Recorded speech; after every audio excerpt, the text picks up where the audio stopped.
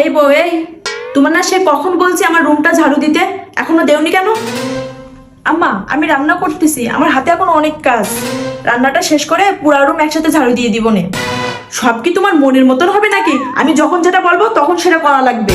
তোমার ইচ্ছে মতন এই সংসার চলবে না, আমার ইচ্ছে মতন এই সংসার চলবে। ঝাড়ু দিতে বলছি মানে এক্ষুনি ঝাড়ু দিবা। কেন? পরে ঝাড়ু দিলে কি এমন সমস্যা বলেন তো?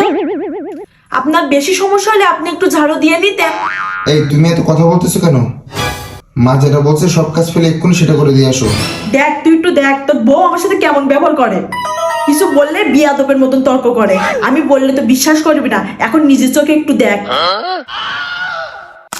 এই বউ, শোনো, এখন তো সন্ধ্যা হয়ে গেছে, তোমার তো কোনো কাজ কাম নাই। যাও তো ফ্রিজটা পরিষ্কার করো তো লেবু দিয়ে। মা, আমার শরীরটা তেমন ভালো না, তারপরে সারাদিন বাড়ির সব কাজ করছি। এখন সন্ধ্যায় যদি আমি ঠান্ডা পানিতে হাত দেই, সারা রাত আমার কাশি হবে, আমি ঘুমাতে পারবো না। এখন থাক, দিনের বেলায় সময় করে আমি পরিষ্কার করে দিব নে। তোমার দেখে তো আহামরি শরীর খারাপ মনে হচ্ছে না, একটা ফ্রিজই তো পরিষ্কার করতে বলছি, এটাতে তোমার সমস্যা? তুমি কাজ ঠিকই করবা, কিন্তু তুমি ভালো মুখের মেয়ে না। এসব অজুহাত না দিয়ে ভালোই ভালো যাও ফ্রিজটা পরিষ্কার করো, বেশি কথা বাড়িও না। আমার শরীর খারাপ এটা আমি আপনাকে বলছি, আপনি বিশ্বাস করলে করবেন, না করলে নাই। আমি এখন কোনো কাজ করতে পারবো না। আপনি যদি এখন ফ্রিজ পরিষ্কার করা খুব জরুরি হয়ে গিয়ে থাকে, তাহলে আপনি গিয়ে করেন।